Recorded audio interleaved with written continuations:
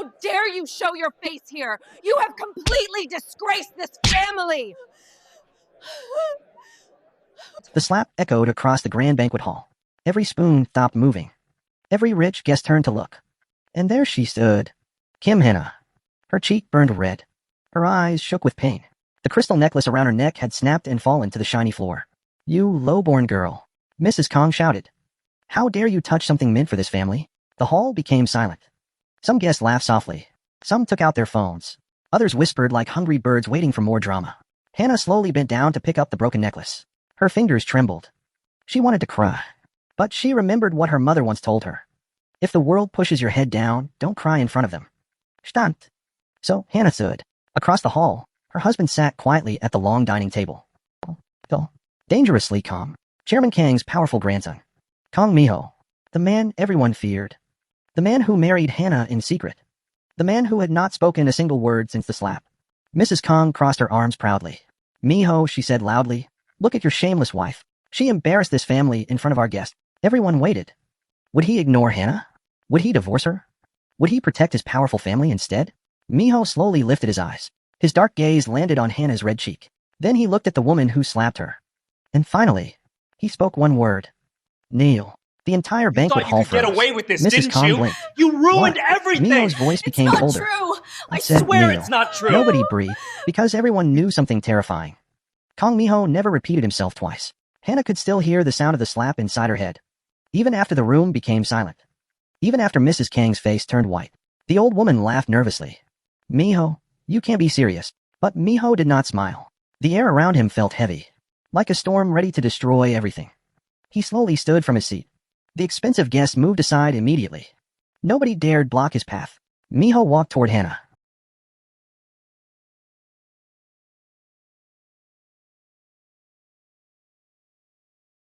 His polished shoes touched the marble floor softly, but every sound made the room colder. Hana looked down quickly. She knew this family hated her. To them, she was poor. Too simple. Too ordinary. They never accepted the marriage. Not even after 1 year. Minho stopped in front of her. Without speaking, he gently touched her cheek. His fingers paused on the red mark. His jaw tightened. That was when everyone realized something shocking. Kong Minho was angry. Very angry. And when Minho became angry, people suffered. Mrs. Kong forced a smile. She deserved it. "That necklace belonged to your late grandmother." Hana quickly shook her head. "I didn't break it on purpose," she whispered. Behind them came a crying servant. The servant fell to his knees immediately. "I'm sorry," he cried. "Young Master Jisoo paid me." Gas filled the room. Chairman Kong slammed his cane against the floor. Enough. The entire hall shook with fear. Nobody dared move now. Chairman Kong slowly turned toward Hana. For the first time ever. His eyes softened slightly.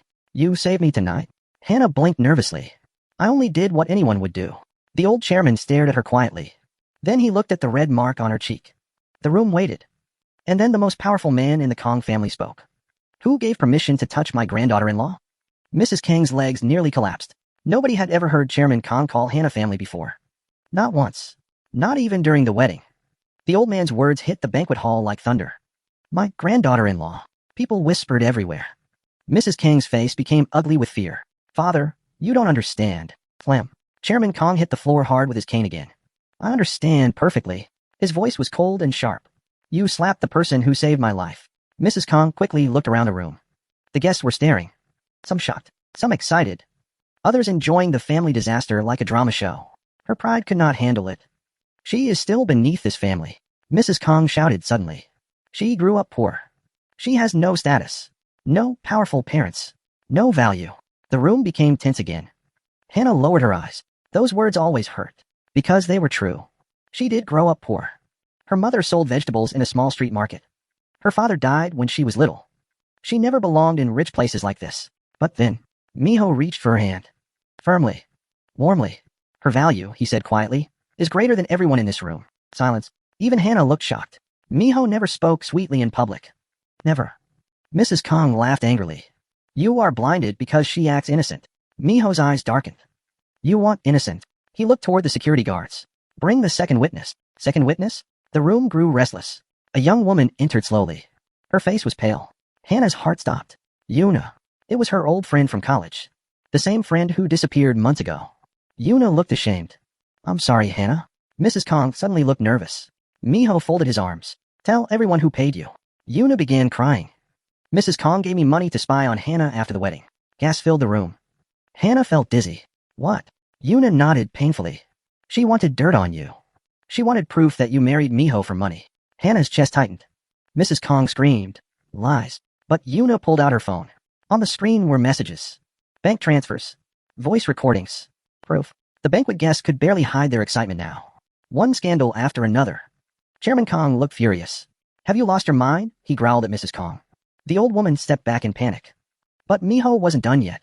He looked at Yuna again. Tell them the rest. Yuna hesitated. Then slowly whispered. She also planned tonight's slap. The entire room froze again. Hana stared at Mrs. Kong in disbelief. You wanted to humiliate me? In front of everyone? Mrs. Kong said nothing. And that silence said everything. Hana stood still, her hand shaking slightly as the truth filled the banquet hall like smoke that could not be escaped. Mrs. Kang's face had lost all color now. She looked around the room, searching for support, but no one moved. No one spoke.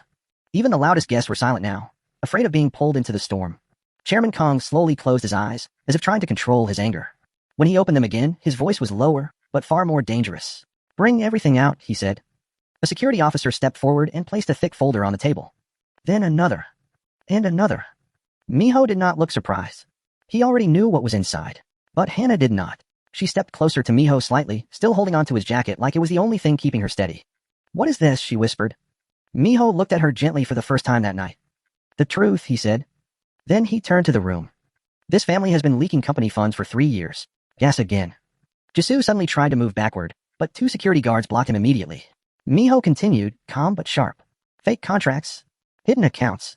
Money moved through fake charity groups. Mrs. Kong laughed nervously again, but her laugh was broken now. You are lying. You are trying to destroy your own family. Minho's eyes lifted slowly to her. I already checked everything myself. Silence hit the room harder than any slap. Hana felt her chest tighten. She looked at Minho carefully. You did all this alone. Minho nodded once. I suspected something when they tried to control my marriage. Mrs. Kong froze. Minho's voice dropped lower. They didn't want me to marry you, Hana. Not because of your background. He paused. But because they knew you would make me see clearly. Hana's eyes widened slightly. That was when everything changed. Chairman Kong suddenly slammed his cane down again. This banquet is over, he said firmly. Then he pointed at Mrs. Kong. Detain her. The hall exploded into chaos. Mrs. Kong screamed, stepping backward. Father, you cannot do this to me. I am your daughter-in-law. But no one came to her side. Not even Jisoo. He was already on his knees, shaking. Minho watched quietly as the woman who once ruled the family was pulled away by security. But just before she left, she turned and shouted at Hana. This is not over. You think you won because of him? You are nothing without Minho.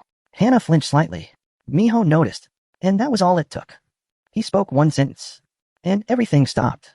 She is my wife. The hall froze again. Minho stepped closer to Hana and placed his hand over hers. Not your weapon. Not your target. Not your toy. His voice became colder. She is my wife, and anyone who touches her again will lose everything. Even the guards holding Mrs. Kong looked down in fear. Because they understood now. This was not just a family fight anymore. This was a takeover. Mrs. Kong was dragged out screaming.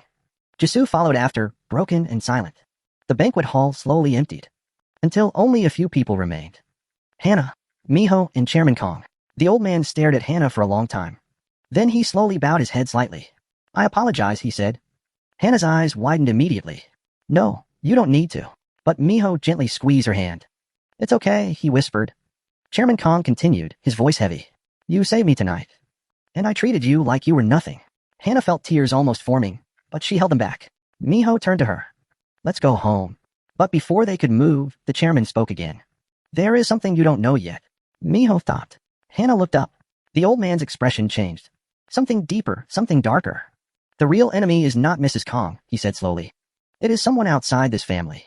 Minho's eyes sharpened instantly. Who? The chairman looked at the broken glass on the floor. Then he spoke one name. And the air in the room changed completely. Because that name belonged to someone who was never supposed to be involved. Someone who had been watching them all along. From the shadows. And that was when Minho's phone suddenly rang.